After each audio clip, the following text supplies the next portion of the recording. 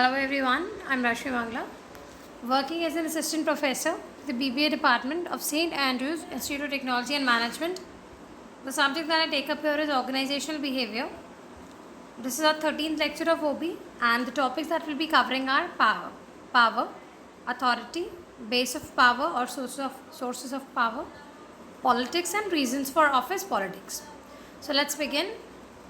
Now we'll begin with power. See, according to Max Weber, if you talk about the definitions given, so power is the probability that our actor within the relationship will be in a position to carry out his own will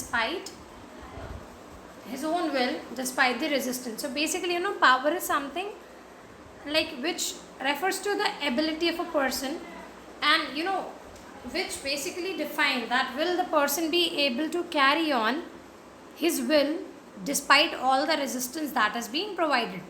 So let's see in detail more. That is a brief definition that I told you given by Max Weber. Power is the ability to influence other people. Ability of individuals to have an influence about their views, about their ideas on other people. That is called power. It refers to the capability to affect the behavior of the subordinate with the control of resources. वो capability जिससे हम subordinates, the person who are working below us, if we can control their behavior, if we can affect their behavior, that is called power. It is an exchange relationship that occurs in transactions between an agent and a target. So basically it is an exchange relationship that occurs in transactions, various transactions between an agent and a target. Now, the agent is the person who uses the power. Agent is whom? The person who is using the power, and target is the receipt of the attempt to use power. Target is the person on whom the power is being used. Alright. So, the use of power in politics is a fact of life in organization. In organization, power and politics is very common. Because there are transactions where agent and target relationship is required. So if someone wants to get things done, they must have power. Like the person who are in higher authority, they have got powers. That is only that is because of that power only that they are able to get the work done by their subordinates. They are able to have a control in the organization.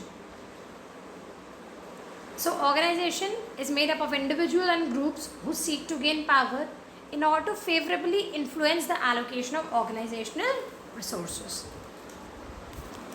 Now the next thing that we'll see is authority.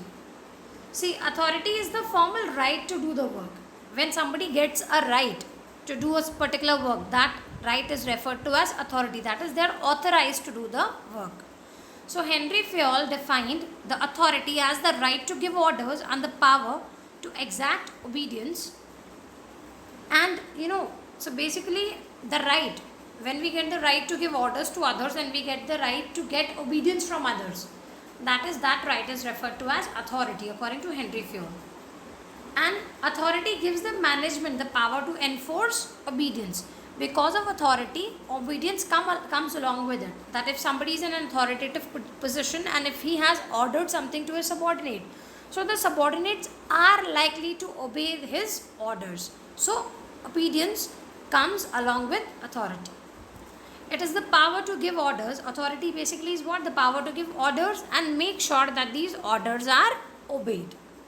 So authority is legal and formal right to a person who can take decisions, who can give orders and commands to others to perform a particular task. So basically, when a particular task has to be, get it completed by our subordinates, so an authorized person needs to be there who is having a legal and formal right, who can take decisions and who can give orders to the person and who can give commands to them to get the work completed within a particular span of time.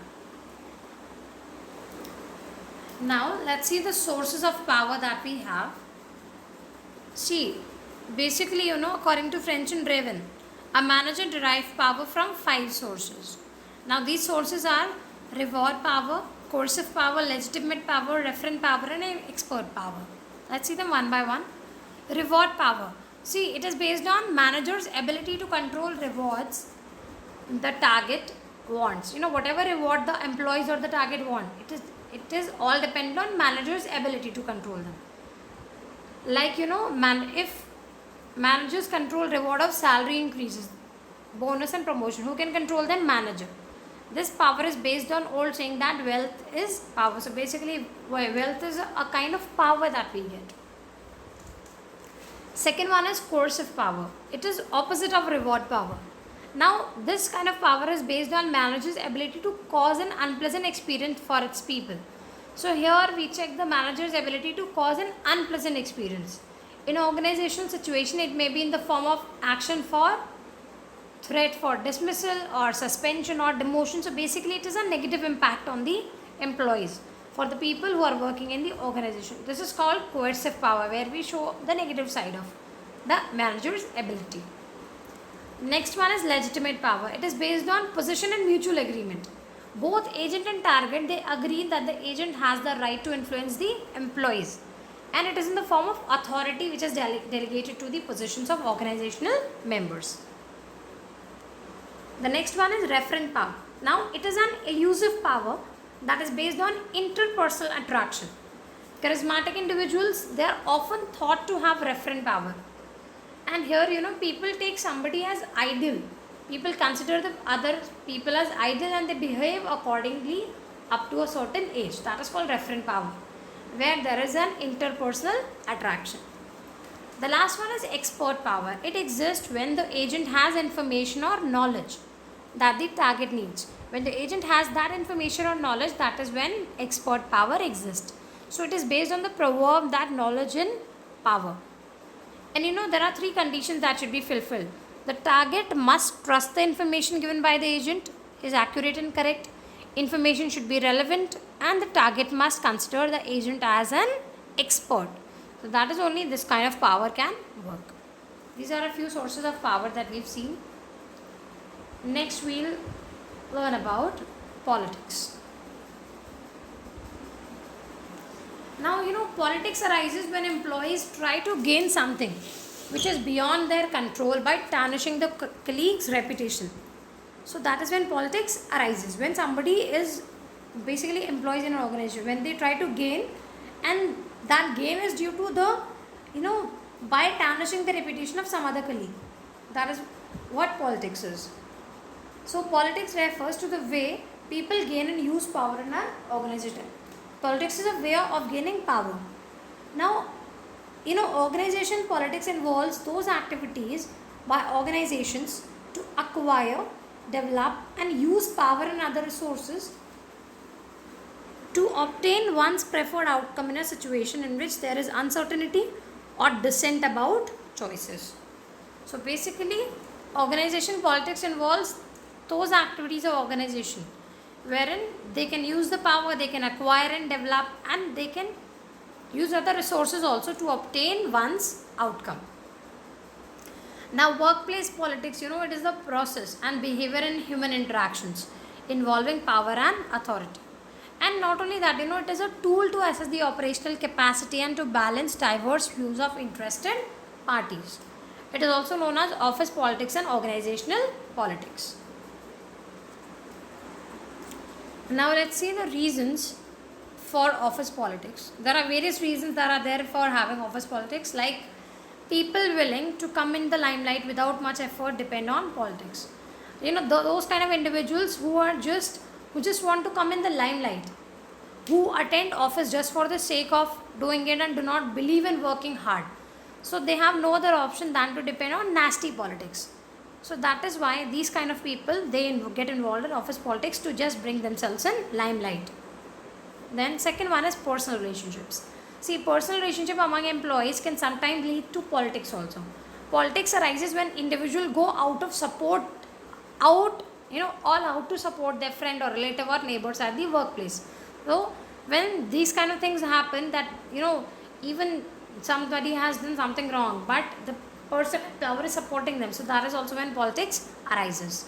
So that is why it is always said that one should never mix personal and professional life, or business and personal life. Then the next reason for office politics is manipulations. Now manipulating information to mislead superior or also leads to politics at the workplace, and one should pass on the information in the desired form only, and there should be no manipulation in that. The next one is discretionary authority. Organizations provide positions with discretionary authority to use such powers in the case of special needs like emergency in organizations. Such authority, it is used based on individual judgment. Next one is ambiguity in organization. See, the more ambiguous the formal roles and the authority of organizational members, the more developed will be the internal system of political competition. So, ambiguity puts people to settle their roles through mutual interaction.